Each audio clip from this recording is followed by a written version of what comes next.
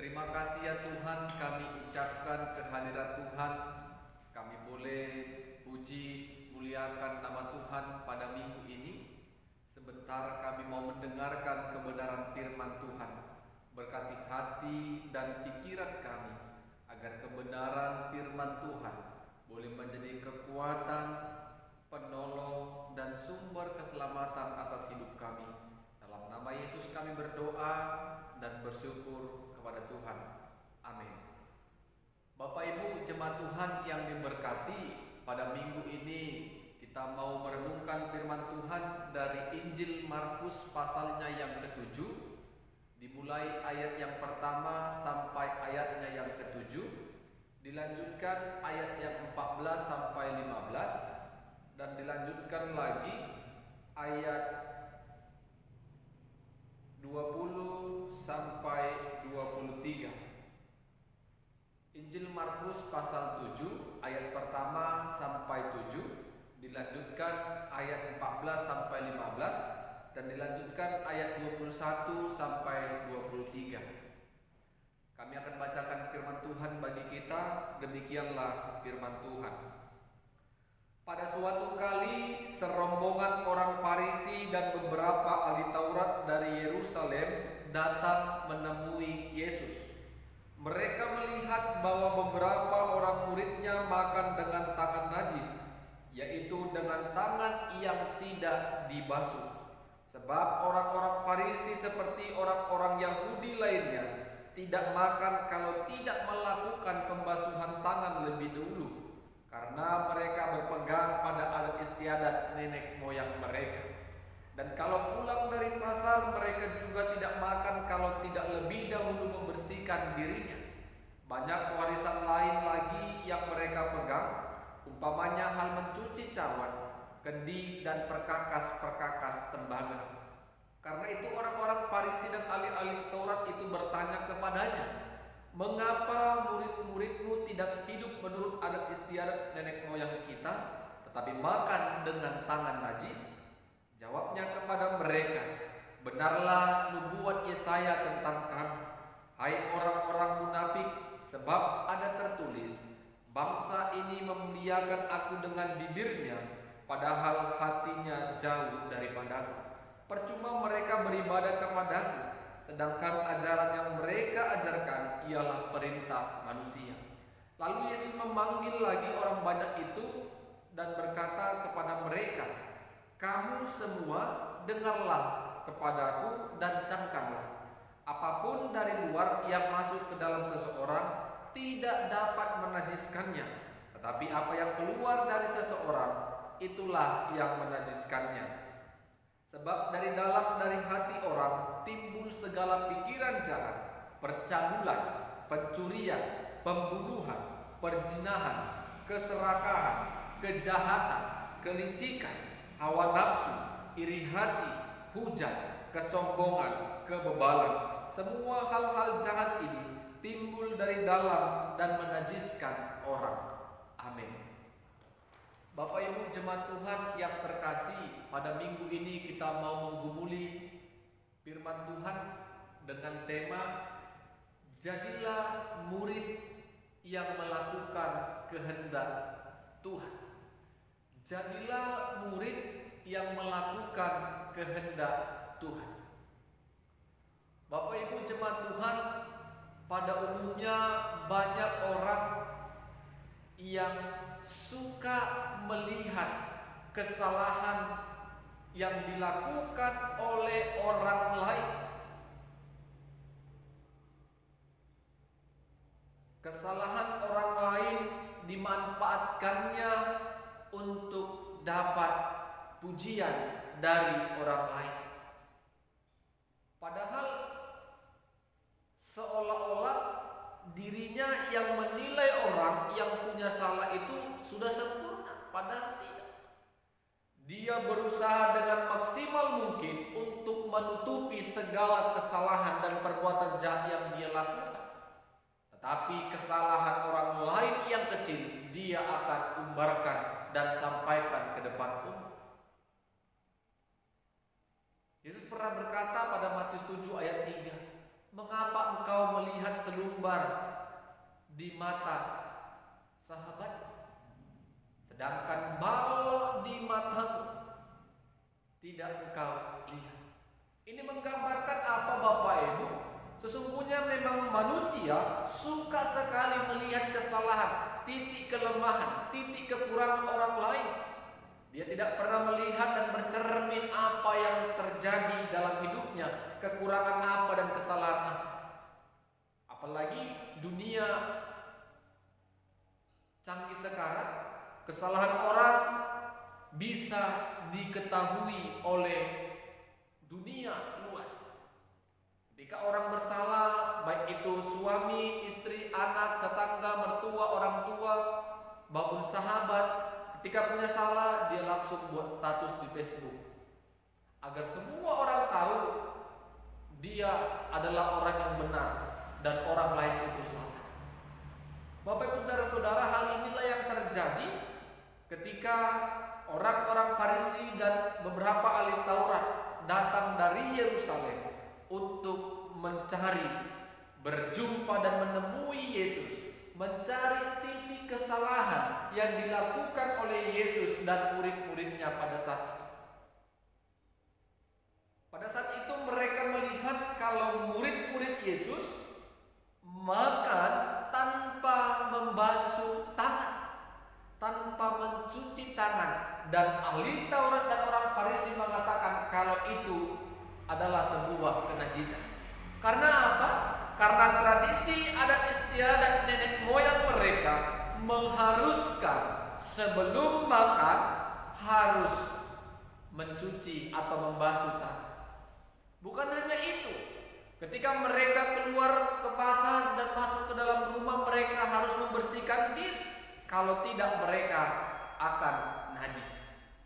Bapak Ibu saudara-saudara, apa tanggapan Yesus atas pernyataan mereka?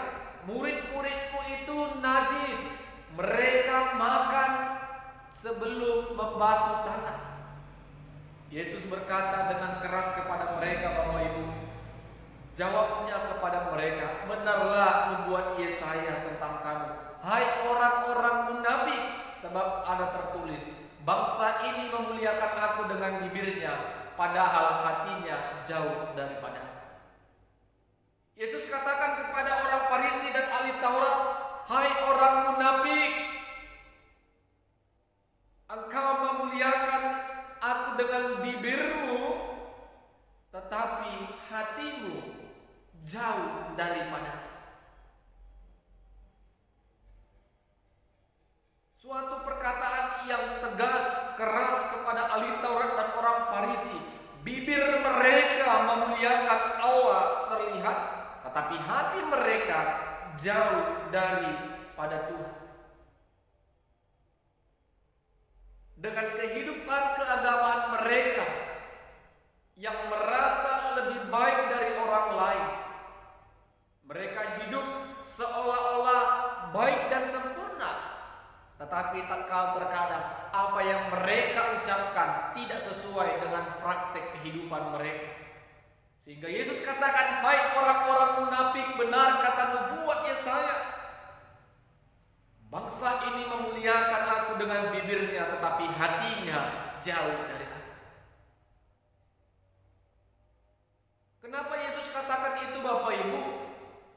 Orang Yahudi, ahli Taurat dan orang Farisi lebih melakukan, lebih patuh dan taat kepada adat istiadat nenek moyang mereka. Adat istiadat atau sebuah tradisi kebiasaan yang sudah lama turun-temurun itu yang mereka patuhi dan taati, sedangkan perintah Tuhan mereka duakan.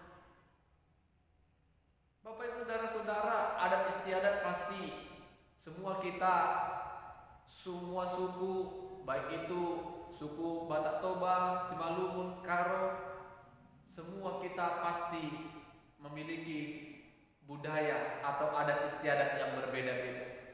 Adat istiadat itu lahir dari mana? Dari orang-orang terdahulu. Adat istiadat dibuat oleh manusia. Peraturan-peraturan dan ketetapan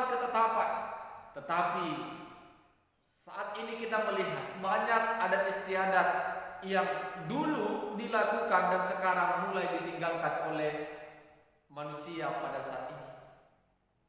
Tetapi orang Yahudi bersikeras, ahli Taurat dan orang Farisi bersikeras, murid-muridmu najis karena tidak membasuh tangan sebelum makan, karena itu merupakan adat istiadat nenek moyang kita.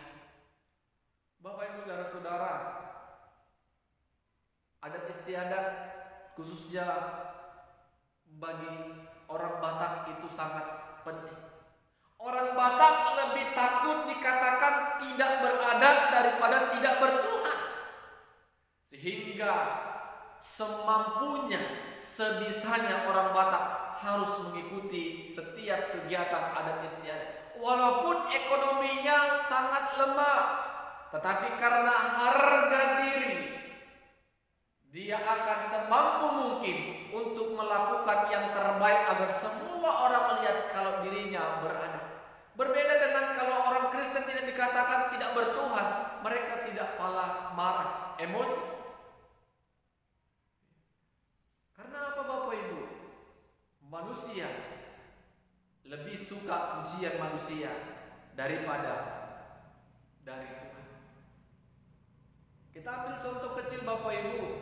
Banyak orang Batak ketika berziarah ke orang tuanya atau ke opungnya atau orang-orang yang terdahulu, ziarah berdoa, tujuan ziarah itu baik, mengenang segala perbuatan-perbuatan kebaikan atau nasihat yang pernah diucapkannya. Tetapi sering kita melakukan, ketika kita berdoa, berziarah di kuburan orang yang kita kasihi, kita sering mengatakan, berkatilah kami. Sesungguhnya orang yang sudah mati tidak dapat memberkati dan menjaga kita yang hidup. Bapak Ibu saudara-saudara, itulah yang ditentang oleh Tuhan Yesus. Bibir kita, mulut kita memuliakan Tuhan, tetapi tradisi nenek moyang yang salah tetap kita kerjakan. Apakah kita menjadi murid yang melakukan kehendak Allah? Tidak. Karena hidup kita tidak dalam pendirian yang tetap. Kita rajin berdoa dan beribadah dalam persekutuan, tetapi adat istiadat yang tidak berkenan di hadapan Tuhan. Mana mungkin orang mati mengasih berkat kepada yang hidup? Itu mustahil. Sedangkan waktu hidup pun dia belum tentu dapat menjaga dan memberkati kita. Hanya Tuhanlah yang dapat menjaga dan merawat hidup kita. Hanya Tuhan. Selebihnya tidak ada. Itu contoh, dan banyak contoh-contoh lain, adat istiadat lain yang tidak sesuai dengan kebenaran firman Tuhan. Setelah Yesus marah dan menegur mereka dengan keras, Yesus memanggil orang banyak. Dan Yesus berkata kepada mereka, bukan yang masuk dari luar ke dalam itu yang menajiskan, tetapi apa yang keluar dari dalam itulah yang menajiskan seseorang. Apa berikutnya dikatakan Yesus Bapak Ibu?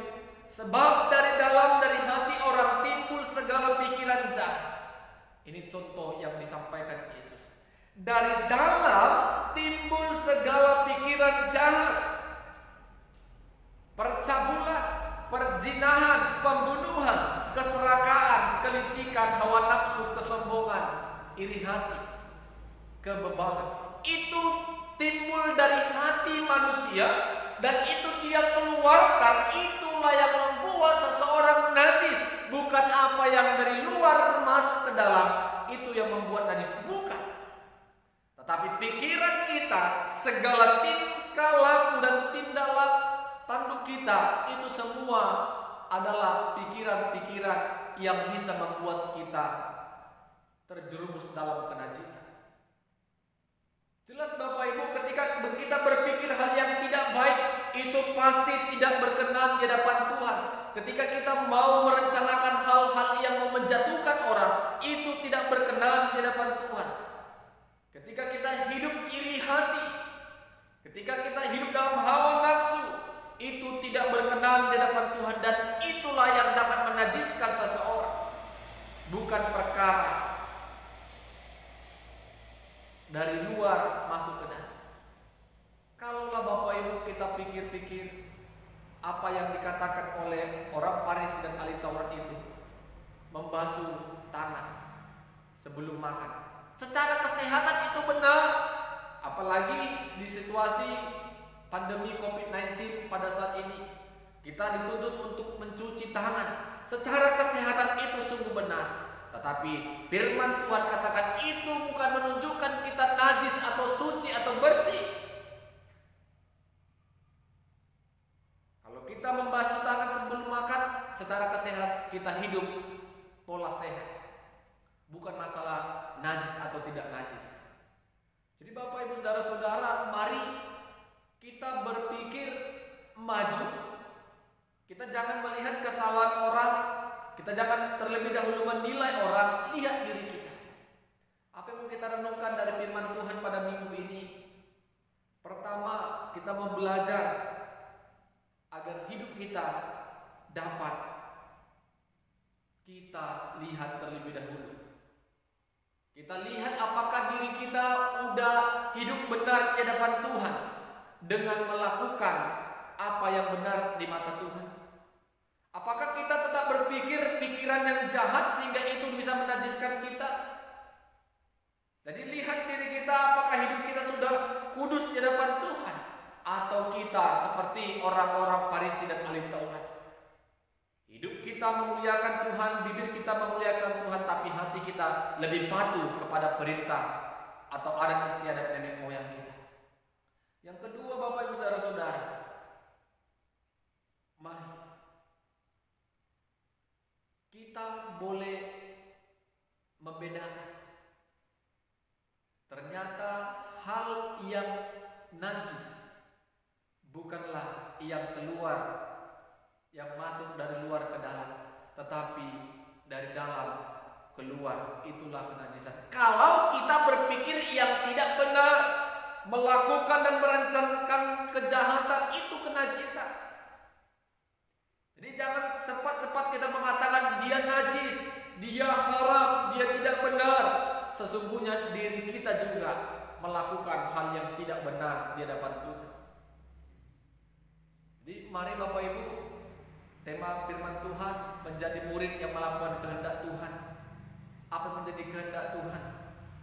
Teruslah berusaha melakukan banyak kebaikan, karena Tuhan lebih dahulu melakukan dan memberikan anugerahnya kepada kita. Jangan cepat mengatakan orang berdosa, orang bersalah, tetapi lihat diri kita. Sudahkah kita hidup benar di hadapan Tuhan?